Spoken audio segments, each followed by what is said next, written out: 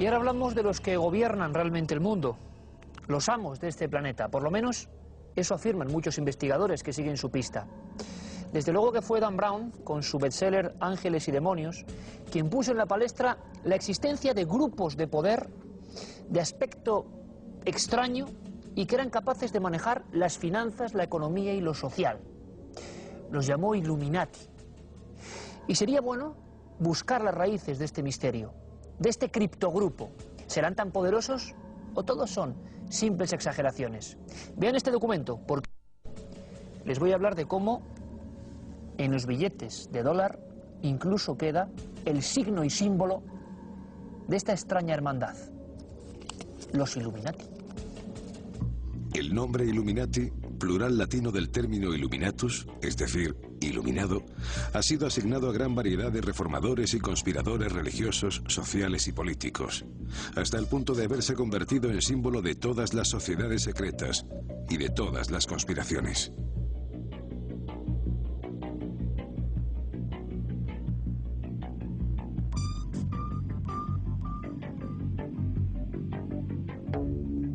La Orden de los Illuminati fue fundada por Adam Weishaupt el 1 de mayo de 1776. Había estudiado con los jesuitas y era profesor de Derecho Canónico en la Universidad Bávara de Ingolstadt. Concibió la idea de fundar una escuela secreta de sabiduría donde jóvenes intelectuales de gran talento pudieran acceder a áreas del conocimiento prohibidas por el clero en las universidades alemanas y poco a poco ir acaparando áreas de poder más extensas. Era esencial mantener el secreto para evitar los ataques de los jesuitas, de forma que en apariencia la orden funcionaba como un club social. Durante los primeros años no tuvieron problemas con las autoridades bávaras, pero su expansión coincidió con un periodo fuertemente represivo. Aunque no había elementos para considerarlos una organización revolucionaria peligrosa, los Illuminati se convirtieron en sospechosos políticos. A raíz de un decreto del 2 de marzo de 1785, los Illuminati fueron perseguidos en toda Alemania y proscritos en Baviera. Weishaupt fue desterrado junto a otros maestros. En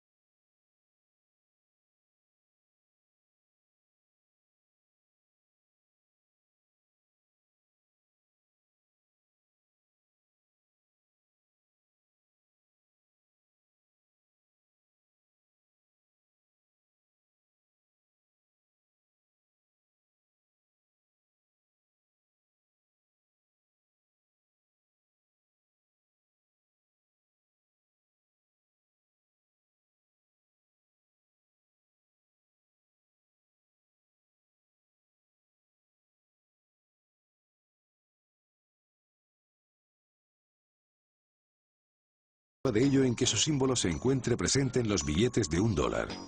Una pirámide cuya cima, que representa a la élite, es esclarecida por un ojo que lo ve todo y domina una base ciega, hecha de ladrillos idénticos: la población. Las dos menciones en latín son muy significativas. Novus Ordo Seclorum significa nuevo orden de los siglos, o lo que es lo mismo, nuevo orden mundial. Y Annuit Septis, que puede traducirse como favorece aquello que ha empezado. Y precisamente eso es lo que se preguntan muchos seguidores de esta historia. ¿Qué es lo que comenzaron los Illuminati? ¿Y a dónde quieren llegar? Santiago Camacho, buenas noches. Buenas noches, Iker. Vamos a ver, que tengo que estar muy atento en el billete de dólar a ciertas claves importantes que solo sabéis los amigos, como en este caso, que nos reunimos aquí, de la conspiración. ¿En qué tengo que fijarme para saber que ni más ni menos el billete de dólar está auspiciado o se ve la neblina de los Illuminati? Posiblemente lo más interesante sea el reverso precisamente. Y que sea el reverso además es significativo porque parece que está en la parte de atrás, en la parte oculta. En las sombras. En la sombra, nunca mejor dicho. Y es donde aparece esa pirámide truncada coronada por un ojo inscrito, un ojo luminoso inscrito en un triángulo, una simbología muy antigua. Es el ojo de Horus en realidad, es el ojo que todo lo ve. Y que es un antiguo símbolo masónico que fue adoptado precisamente por la secta de los Illuminati, de los Iluminados de Baviera, de los que se ha hablado en la pieza. Era uno de sus emblemas que ellos tomaron de la masonería. Pero hay otro detalle ínfimo, tan ínfimo, que hace falta una lupa de ciertos aumentos. Y hemos puesto la lupa, ¿no? Efectivamente, para descubrirlo. Y es que en la filigrana del billete, en una de las esquinas, asomándose escondidito, hay un búho. Ese búho fue el animal totémico, el animal simbólico, también elegido precisamente por los Illuminati. Y ahí está, diminuto, absolutamente imperceptible, pero perfectamente presente, como vigilando todo lo que sucede en el fondo de ese billete. Nos acompaña también nuestro querido amigo, periodista Eric Frattini, también Robert Goodman, autor del libro negro de los Illuminati. Santiago Camacho hizo La conspiración de los Illuminati, y también nos acompaña Cristina Martín, periodista, que habló del Club Bilderberg. Y abrimos el debate. ¿Todo esto qué significa, Robert, Eric, Cristina? ¿Esto qué significa? Que en el dólar aparezcan estos elementos, ¿es una simple casualidad? ¿O parece que el país más importante está dominado por gente todavía más importante? No creo. Los Illuminati, para transmitir información unos a otros, usan distintas rúbricas, firmas y señales. Y entonces, en aquella época, 1935, cuando se diseñó este billete, Estados Unidos era sin duda el país más fuerte del mundo. Hoy en día eso está en duda, pero entonces era ciertamente el más fuerte del mundo. Y entonces yo creo que Roosevelt, que era un masón del grado 33, quería aprovechar esta oportunidad en el diseño del billete para incluir toda esta información y posiblemente como una pistoletazo de salida para nuevos proyectos de los Illuminati alrededor del mundo. Y uno de ellos, sin duda, era la Segunda Guerra Mundial, que era realmente un tipo de ensayo general del nuevo orden mundial. Nuevo orden mundial, que es otra palabra, otro término que aparece, que ahora se utiliza mucho, que es habitual, nuevo orden mundial, y que parece que tiene su origen en estos hombres que estaban hombres, porque parece que mujeres no había en los Illuminati, ¿no? Parece que era una sociedad que tengamos... ¿Es lo mismo, la gente está preguntando, si es lo mismo que la masonería esto realmente? ¿Estos Illuminati eran lo mismo exactamente o son otra cosa que persigue otros fines? Yo creo que más que los gobiernos, que son lo que la gente cree que son los que controlan el poder, los órganos ejecutivos de un país, de una nación, una democracia, yo creo que hay grupos, pueden ser financieros, pueden ser de presión política, pueden ser think tanks, que es como ahora se les denomina a muchos grupos en Estados Unidos, que se les dice que son sociedades secretas. Realmente son ciertamente secretas porque la gente no sabe quién forma esos grupos, pero que digamos que marcan un poco la política, lo que va a ser la política de las grandes naciones, desde Inglaterra hasta Estados Unidos, hasta la propia España. Sí que es interesante, hablando de Illuminati... Realmente son ciertamente secretas porque la gente no sabe quién forma esos grupos, pero que digamos que marcan un poco la política, lo que va a ser la política de las grandes naciones, desde Inglaterra hasta Estados Unidos, hasta la propia España. Sí que es interesante, hablando de Illuminati y de otros grupos poderosos en la sombra, vamos a llamarlos así, de gente importante, eso sí que no cabe duda, ¿no? Que los funda, los crea. Es curioso porque hablaba Cristina de que habló con un investigador, con una fuente, antes de escribir este libro, y decía lo siguiente, que es muy interesante. Nuestra conversación, dice Cristina, terminó con su consejo de que no escribiese el libro. Esa gente es muy peligrosa, te perseguirán a ti y a tu familia, os lo quitarán todo, os dejarán en la calle. Ningún abogado querrá defenderte, no volverás a trabajar nunca. Llamarán a todas partes y pronunciarán tu nombre para que nadie te contrate. Retirarán el libro de las librerías con una sola llamada. Cristina, pero eso no ha ocurrido del todo, ¿no? No ha ocurrido, pero realmente me lo dijeron. Es uno de estos momentos en los que piensas que la realidad trasciende a la ficción, ¿no? Porque de repente me vi como envuelta en un tipo de novela negra sin venir a cuento. Yo pensé que yo no podía callarme como periodista que soy, como periodistas que sois todos vosotros. Si estás investigando, si quieres llegar al fin o encontrar una verdad, pues tienes que seguir, no puedes dejarte vencer por el temor. Yo pienso que realmente me estaban amenazando muy conscientemente, que ese informante podría ser no tan libre o no tan independiente, sino que incluso pudiese venir desde dentro. Sin embargo, si yo edito un libro y me asesinan, queda demasiado evidente que realmente hay un tipo de poder que está detrás de la prensa libre o de la prensa independiente. ¿Has tenido problemas con el libro en general? ¿Has notado que se miraba de forma distinta o que revelabas algo? Porque esto sería de alguna forma pues otro de esos grupos de poder, como en su tiempo, o siguen siendo los Illuminati, que tienen una influencia importante ahora mismo. Grupos de gente muy poderosa, internacional, de todo tipo. Y claro, tú sacas esto a la luz pública. ¿Qué ocurrió después? Pues yo he notado que hay sitios donde no es fácil encontrar el libro, donde hay gente que pienso que no... librerías que no se han atrevido a publicarlo, que no sé si han dado algún tipo de toque, porque yo sí que no me he frenado, no me he autocensurado, como muchas veces nos ocurre a los periodistas, que depende del medio en el que trabajemos tenemos que callar ciertas cosas, y he sido hacia adelante con él, y el boca a boca parece que realmente a veces funciona. El Club Bilderberg y otros grupos serían, digamos, el reflejo de estos Illuminati o de estos grupos de poder tremendos en el siglo XXI, exactamente ahora mismo, ¿o no? ¿O hablamos de cosas distintas? Bueno, yo creo que sí. Lo que pasa que...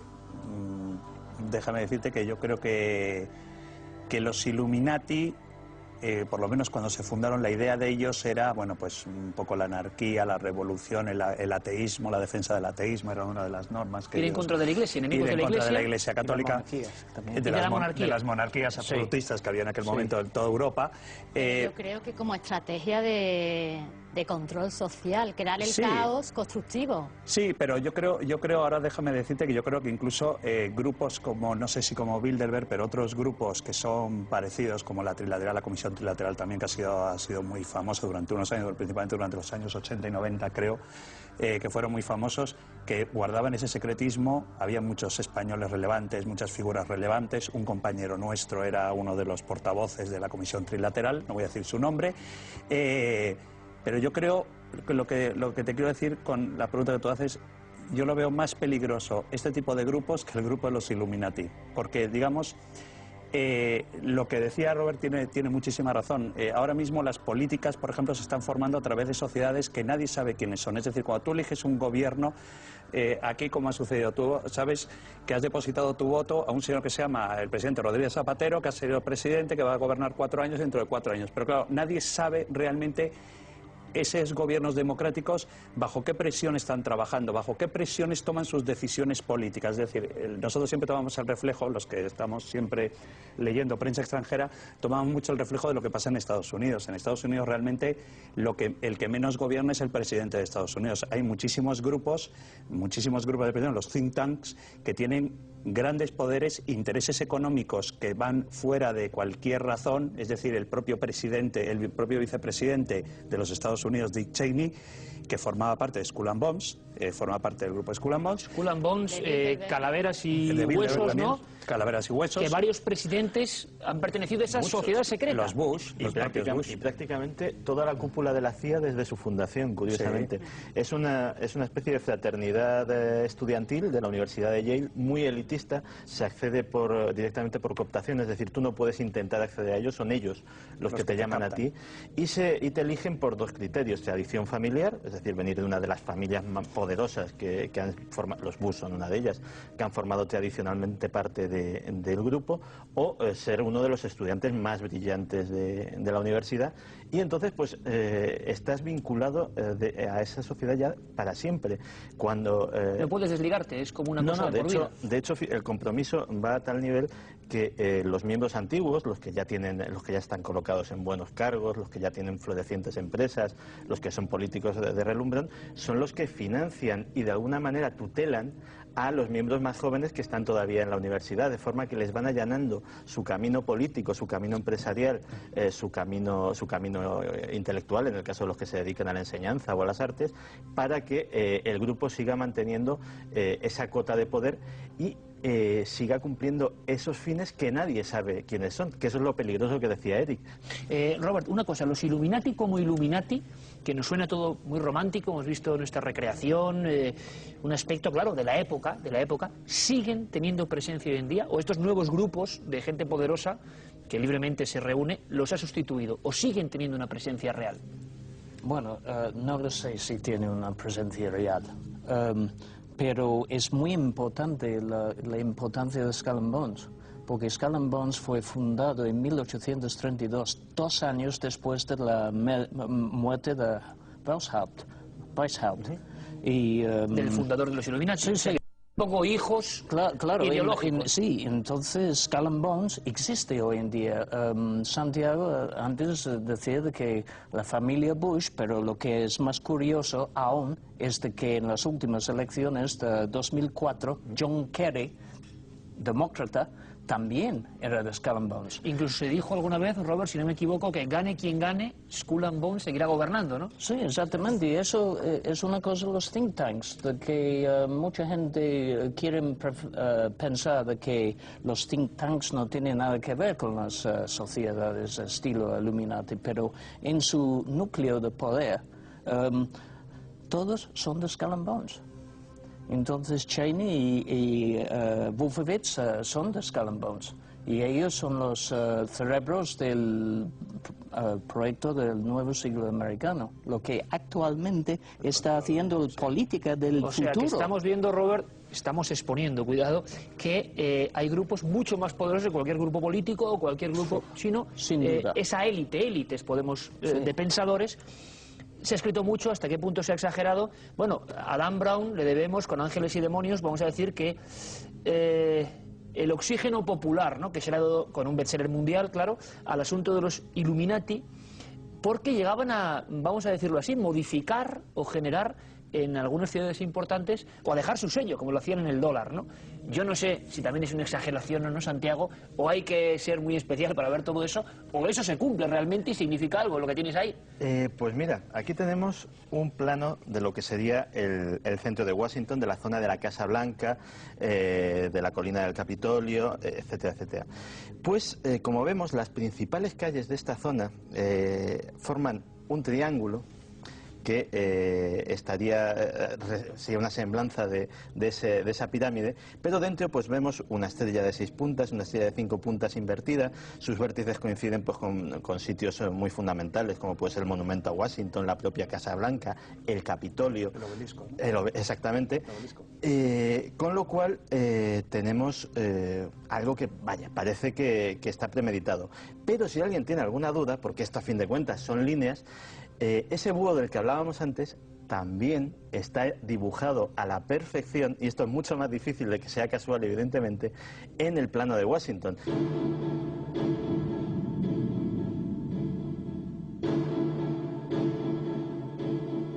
La gran pregunta es si esto no ha ocurrido siempre, es decir, que la gente poderosa se ha reunido al margen de todo para debatir sobre el plano de Washington.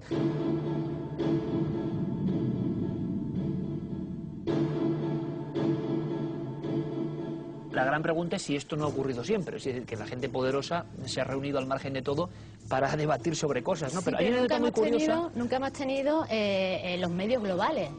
Con la televisión, con internet, hoy se llega a todas partes y se puede manipular a la gente con una facilidad increíble. Además, no sé, que Cristina es la especialista realmente del Club Bilderberg, y yo creo que la primera imagen que se conoce cuando todos descubrimos lo que es el Club Bilderberg fue en aquella famosa reunión, creo que fue en Suiza, en Lausanne o en un lugar de estos, que hubo una foto en un jardín de paseando con Condoleezza Rice, con otro grupo de, cuando era consejera de Seguridad Nacional, todavía no era secretaria de Estado, con otro grupo de personas donde había incluso españoles, y ahí fue cuando apareció la primera palabra Bilderberg y que todos empezamos a decir, caray, ¿y esto? Y entonces ya empezaron a decir, no, es que se reúne, es un grupo para tomar ideas y confluir ideas. Se reúnen durante 3 días, ¿no? Durante Sí, 3 días, y en tu libro, Cristina, que yo creo que hay cosas muy interesantes, como de todos nuestros compañeros, hablas, por ejemplo, en fin, no vamos a dar algunos nombres menos de quien ha hablado de motu propio, yo creo, diciendo que ha asistido a esas reuniones, quizá no como miembro, pero viéndolo.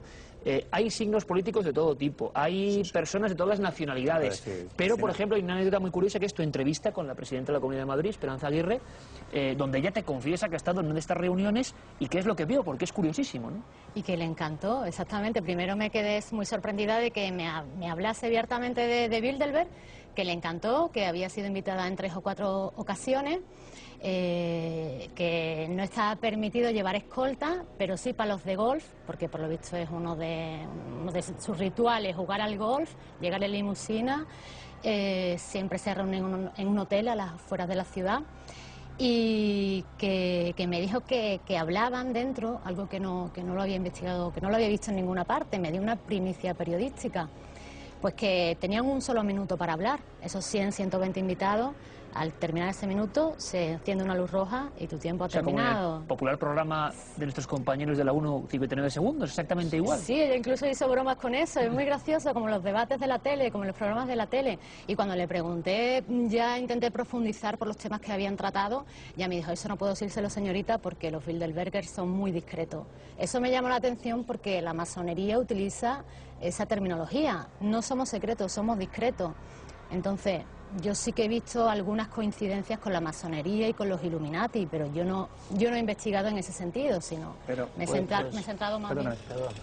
Hay una cosa interesante de que en las comisiones centrales del club o grupo Bilderberg hay 39 miembros, entonces dividido en 3 comisiones, y hay que recordar que el número 13, 3 por 13 es 39, es un número Illuminati. ¿Por qué? Porque en sus rituales de iniciación hay 13 rituales de iniciación. Y entonces ya hemos visto en el billete de $1 la importancia del número 13, y ahora otra vez en estos grupos como el Bilderberg, y estoy seguro de que hay otros de que aún no sabemos no se conocen y que se conocerán quizá por un accidente, un error, una fotografía. Pero hay una cosa que me gustaría plantear, es decir, y se sabe a lo largo de la historia las relaciones entre la gente poderosa y que domina realmente las cosas. Es natural que se reúnan, que debatan. Esto para los investigadores, ¿por qué hay una especie de ambiente de que es peligroso? ¿Por qué? Yo creo que es decir, tú mismo lo acabas de decir, es decir, cuando se reúne un grupo de la Comisión Trilateral se reunía abiertamente, incluso se reunieron un año, me recuerdo, en el año 84, año 85 creo recordar, se reunieron aquí en el Paseo de la Castellana, en el Palacio de Congresos, donde estaba Rockefeller, que era uno de los organizadores, que ahora curiosamente también forma parte de los Bilderberg y de la comisión. Es su fundador, el fundador, el señor Rockefeller, y además es quien convoca principalmente, quien llama a los nuevos miembros, el señor Rockefeller. Es decir, lo que pasa es que yo creo que el secretismo del grupo Bilderberg es lo que ha dado pie, tú sabes que es como todo lo que es, lo que yo siempre digo, lo que no es sagrado es secreto. ¿En el Vaticano? ¿No? Como el Vaticano. Es decir, que si tú abres los archivos y tú dices, pues señores, nuestros miembros son estos, somos un grupo de análisis. Y es decir, pues a los periodistas, principalmente los que investigamos, como Cristina, o Santi, o Robert, o yo, que investigamos ese tipo de cosas, decimos, bueno, pues si nos abren tranquilamente los archivos, pues no habrá ningún misterio. El problema es cuando se reúnen secretamente y descubres una fotografía, que fue una de las fotografías que a mí me llamó la atención, de ver a John Major y a Kissinger caminando como una especie, como un caminito de arena por una playa, los dos como hablando. Entonces dices, caray, no se había mantenido ninguna reunión el señor John Major con el señor Kissinger. ¿Qué hacen hablando juntos? Hay una cosa que es muy llamativa y que lo reconoce el propio Grupo Bilderberg, que es por qué esa discreción o por qué ese secreto, si lo queremos llamar así, en los contenidos de lo que se habla allí. Y ellos, o sea, no es algo que esté especulando, es la explicación oficial, es para asegurar la libertad de que puedan hablar los que van a esas reuniones y decir cosas que no dirían nunca si hubiera unos micrófonos delante. Caramba, la reflexión es interesante, o sea que hay cosas que todas esas personas nunca dirían si les oyésemos nosotros y que sí las hablan entre ellos.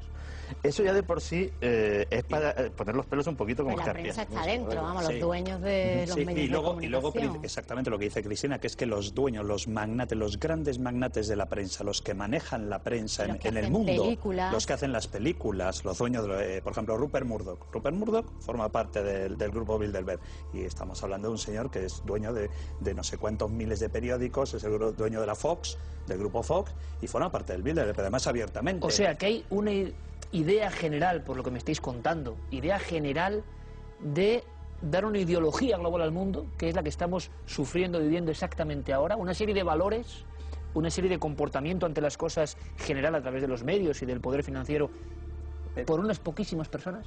Yo creo, pero eso tenía razón Robert al principio del debate cuando decía que, claro, por ejemplo, y lo sabe también Cristina, que por ejemplo el caso del Bilderberg, hay todo tipo de ideología. Está el señor Tony Blair y está el señor John Major. En España hay políticos del PP y políticos del PSOE. En Estados Unidos hay políticos demócratas y políticos republicanos. Es decir, que yo no creo que sea tanto por la ideología como si el grupo Bilderberg va mucho más allá del tema financiero o del tema, más que por el tema político, creo yo. Se supone que lo que quieren es un único gobierno global en el que, a través de la ONU, una única OTAN, un único ejército y una única moneda y una única religión. Y por supuesto, dirigido por ellos. Curiosamente eso es lo mismo que querían los Illuminati. 300 libros en el último lustro en España, sobre sociedades secretas. El tema está ahí, el tema interesa, se pueden sacar conclusiones, que cada uno saque la suya. Hay una serie de grupos que han nacido a raíz sobre todo de los Illuminati o han absorbido parte de sus creencias que dominan realmente el mundo, donde se junta gente muy poderosa que en el fondo determina lo que hacemos sin ser conscientes de que lo hacemos. Ahí dejamos la pregunta y seguro que seguiremos hablando. Espero que no nos ocurra nada, porque después sí que sería de novela realmente. Ya veremos lo que ocurre. Aquí lo hemos contado porque tenemos buenos amigos que valientemente investigan, cuentan, publican y revelan cosas interesantísimas. Cristina Martín, autora del Club Bilderberg, muchísimas gracias por tu primera visita a la nave del misterio. Santi, como siempre, gracias. Robert Goodman, Libro Negro de los Illuminati. Hasta la próxima, amigo. Hasta la próxima. Y Eric Fratini, que espero que sigamos hablando, amigo. Muchas gracias. Venga, nosotros seguimos, ahora con imágenes, no de los Illuminati, no tan gráficas como este dólar, donde se esconden, al parecer, códigos de la presencia de estos poderosos, lo dejamos ahí, sino imágenes